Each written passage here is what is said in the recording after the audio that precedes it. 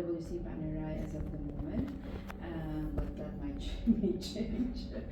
So for e-commerce, so since the launch of e-commerce for Richmond, so I'm handling it as a project leader for e-commerce, and my colleague will introduce himself a bit later. So any questions on or any issues or clarifications on policies and procedures related to e-commerce, let's say payment methods related to finance, you can contact me directly. I will share with you my contact detail as well. It's Regina. So let's start with the e-commerce policies and procedures, and please feel free to ask any questions. I will skip the introduction. Okay, so we have our policies and procedures are as much as possible aligned with the retail ones, because actually e-commerce is also a retail sale, essentially. So we have divided our policies and procedures into 5 pillars. We have the sales ceremony, payment method, stock management, after sales, and omni-channel support. So I'll take you through all these pillars when it comes to e-commerce transactions. For the sales ceremony, we have different e-commerce flows. For purchase, let's say if we look at the purchase experience, order orchestration, and the reception experience. So let me do this one by one. Purchase experience, so the client will either call you or will place the order online themselves. So we have the web platform and we have the CRC platform to do that. And client may also opt to come to the boutique and purchase there as a direct retail sale. So in your case, the client goes either to for the e-commerce channel, it's either the web or through your through phone sales through you. In terms of order orchestration, so the orders are fulfilled. We have here in UAE one main warehouse, which is where we are standing at right now. This is called Rock. We have a warehouse downstairs. This is the main fulfillment point. So for finished goods, leather goods, watches, jewelry, all the orders placed online or through you will have to be picked, packed, shipped from here. There are cases like for example the stocks. So in the system, it's all integrated. Once the order is placed, the system will let you know if there's an existing stock somewhere. So if it's not in the main site or the main fulfillment point, it could be in other boutiques. But the system will anyway prompt it that particular, so I will take you through the different flows anyway, that particular stock will have to come from the boutique, shipped back to the main fulfillment point to be picked and packed. Because in the system, it should always be through the main fulfillment point, which is Rock in UAE, and in Saudi there is a dedicated boutique that is the main fulfillment point because there's no warehouse in Saudi. So this is what I've told you: stock transfer to fulfillment point if the stock is lying in the boutique and not in the warehouse. And then there's also stock transfer to boutiques. So this is a flow where, for example, your client wants to pick up his or her order in one of the boutiques. So we have the flow e-com boutique pickup. And if it's in the boutique directly, it's going to be a retail sale. So either we do a home delivery in terms of reception or a boutique pickup. So that's pure e-com. So what I've mentioned here for pure e-com, client places online, let's say CRC order, fulfilled by Rock, and then delivered to the client home address. So that's the pure e-com flow. If it's a non-dedicated stock, that means the stocks are not lying in the main fulfillment point, but so it has to be transferred from the boutiques to the main fulfillment point. So we call it non-dedicated stock e-com. For click from store, this is when the client just wants to, checks out the website and likes something, but we want,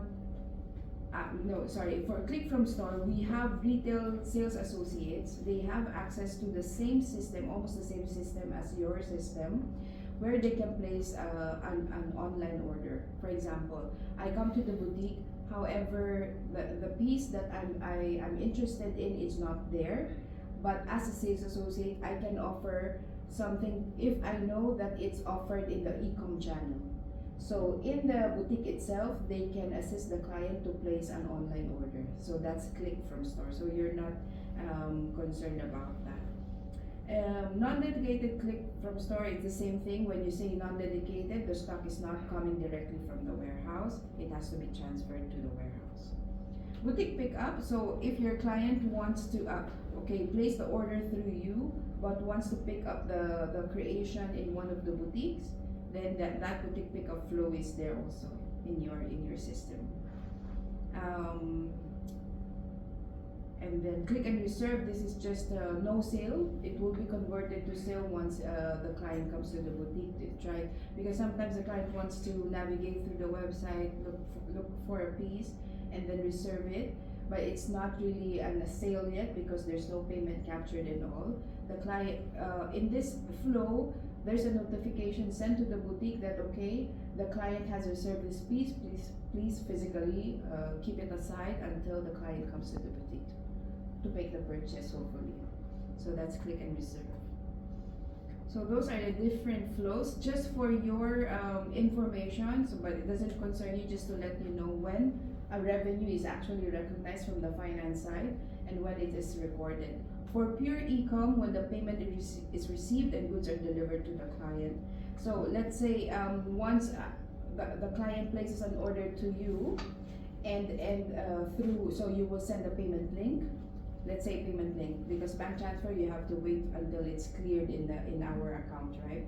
So let's say it's a pay by link and the client pays successfully right there and then. The sale is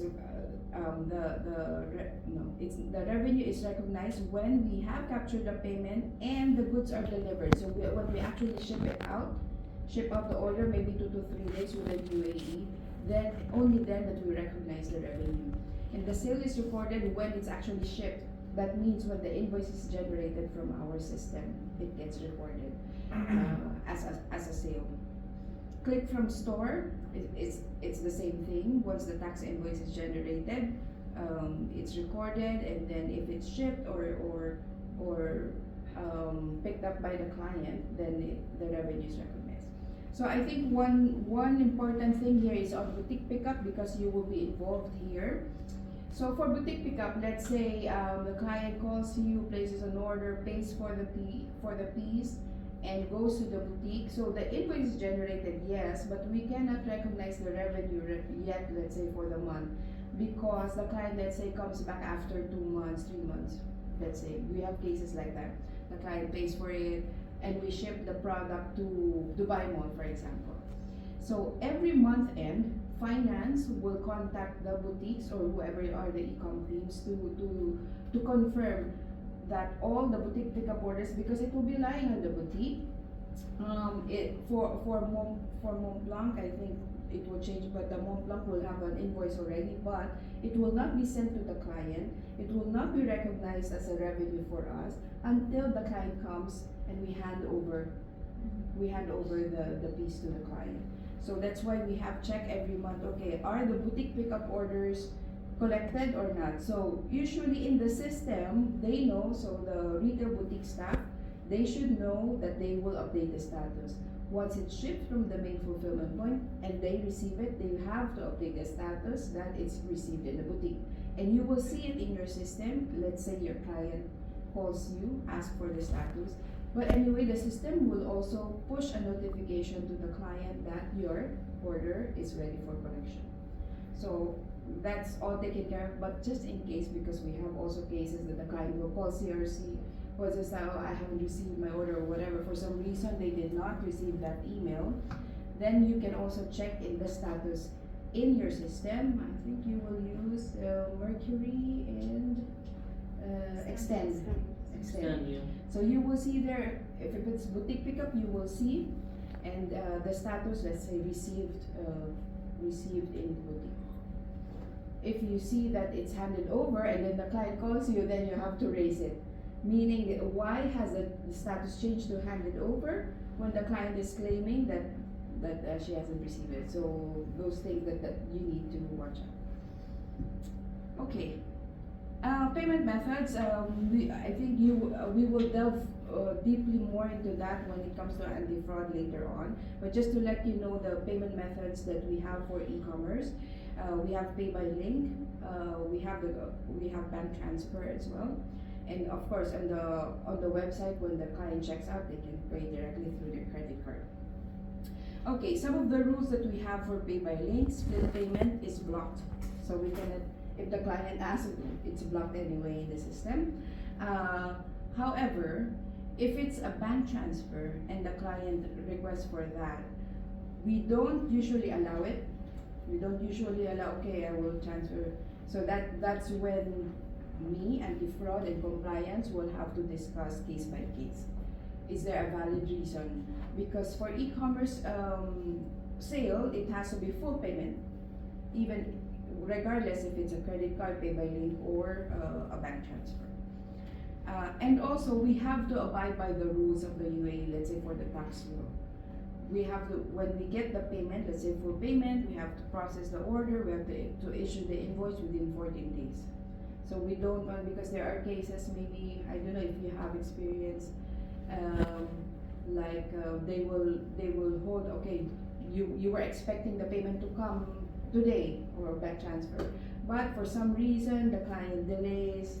So in some, let's say Cartier for example, they have a policy: if within 7 days after placing the order and there's no payment capture, they cancel it.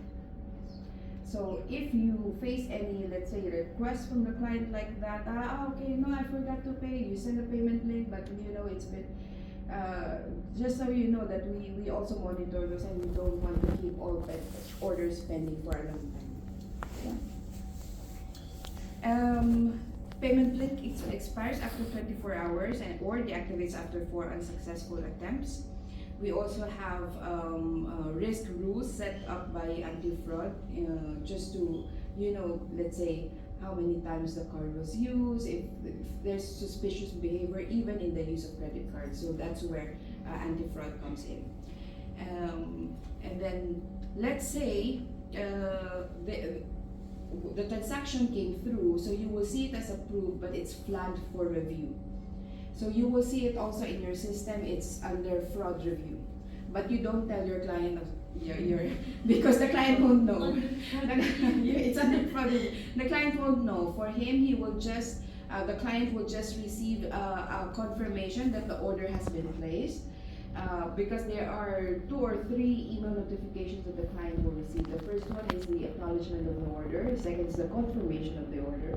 So he will not get a confirmation, he will just get an acknowledgement. But of course he doesn't know that in between those we are reviewing. So if it's a smooth transaction and no risk rules hit by the transaction in the system, then it will just flow through smoothly. But if it gets, if one of the risk rules has been hit, that means it will not go through, it will not pass through smoothly. It will be flagged as, as for review, and it will go to him for review. In that case, you want? Aren't you not joining the Teams meeting? I did not join, I just, Session? sorry, I did not know, we don't do. Okay. Yeah, whatever. So let's say the client pays and it's flagged for review. We have 7 days to complete everything, because sometimes anti-fraud will come back to you as CRC. Please reach out to the client and provide more information. We need, for example, a copy of the ID, because we don't usually get copy of the ID.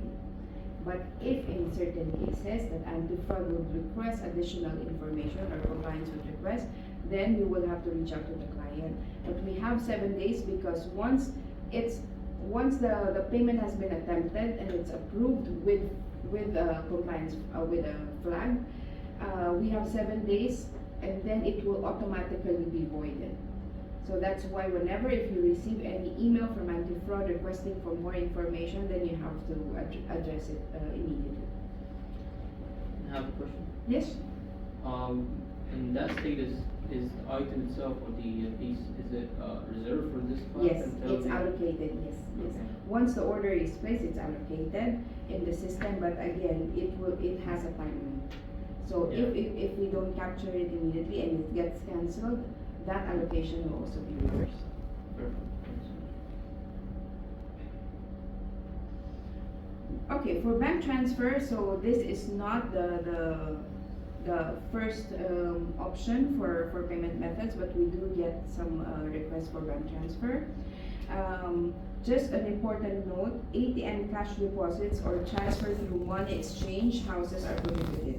Because if we give them our account details, they should transfer from their own bank account because the checks between banks are there.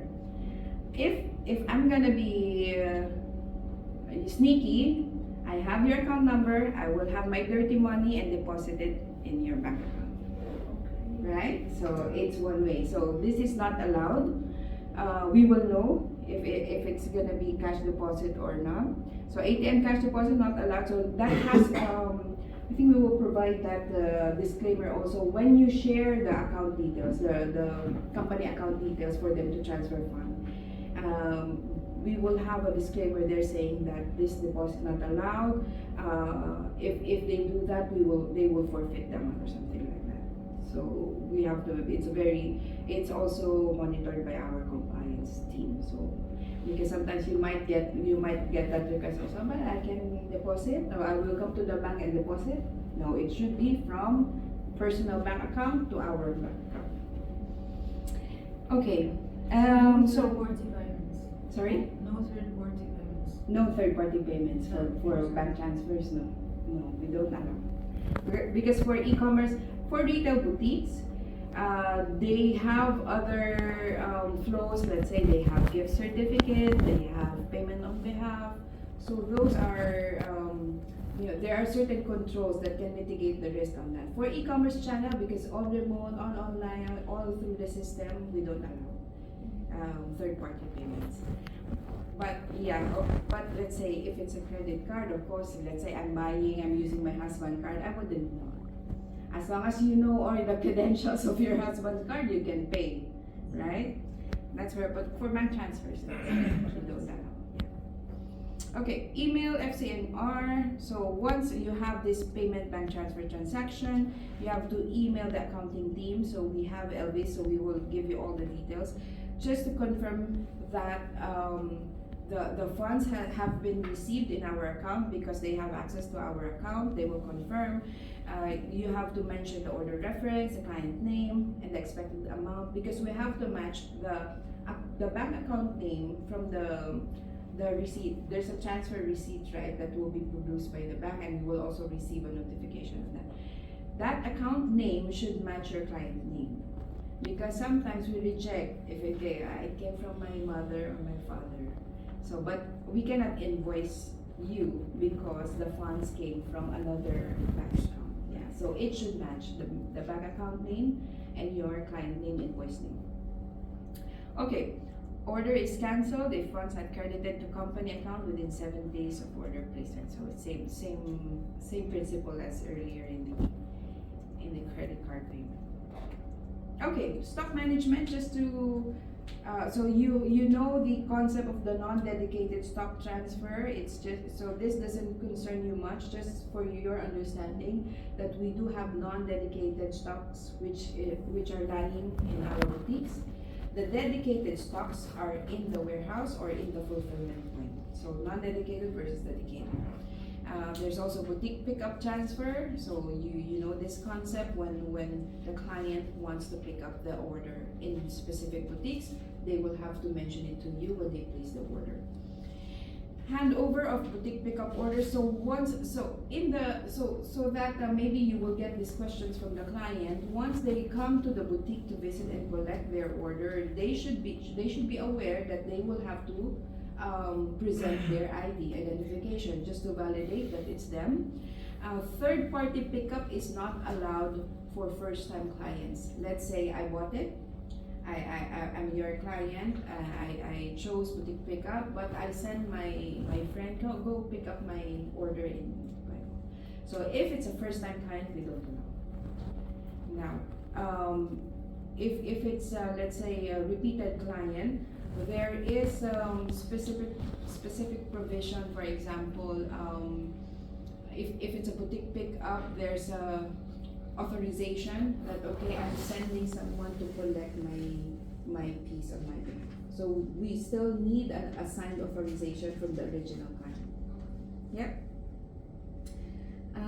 Uncollected boutique pickup order. So this is one scenario when, because we have case of Mont Blanc, we have an order, boutique pickup order. It was sent to the boutique, but after several follow-ups, the client didn't show up. So what we have provided there is that after 30 days, and if the client is unreachable, we have to reverse the transaction. So we have to send it back to the main fulfillment point, and automatically the amount will be refunded to the client's card anyway. So even if you you weren't able to contact the client, it will be refunded to him at that point. But let's say you were able to contact the client, and the client for some reason is in another country and couldn't come and collect it. So you just inform finance that at month end when they review those orders, yes, but we have a commitment from the client that they will come back. So what from the back end, what we are doing is that we are not recognizing the sale, so it's there, but we're pushing it for, let's say, for the next month. So it's not part of our revenue for this month because we also need to accurately report our revenue. So if it's not handed over to the client, we cannot claim revenue for that. Yeah, so that's why we check it on every month. Okay. Return flows. Okay, e-com return. Let's say the client can call you and wants to return their order. Maybe they weren't happy or there's damage or whatever. You can initiate the return in the system and arrange the pickup from their home. And it goes back to the fulfillment point. Now, we do have a condition that it should be QC passed. That's the ideal scenario, that it's first choice, we can resell it. So once logistics has done their unpacking, they have their QC check. If it's passed, then automatically we receive it back in the system. The client will receive a refund, for example, if the client wants a refund. Now, if the client wants an exchange, they can do that as well. So this is the return flow. It will automatically be refunded in their card. If it's a boutique return, for example, because some clients would like to try or would like to exchange their piece and goes to the boutique to try it on. They don't want it through online again. So that can be done. We can accommodate that. The same process. There should be QC, and if it's first choice, we accept the return and we exchange it. So what happens? It's not if it's a refund. The boutiques, the sales associates, and in the boutiques, we have a feature in their system to do an e-com refund. So that's a specific feature in their system. That means once it's okay, they accepted. So the quantity of the piece will be returned to their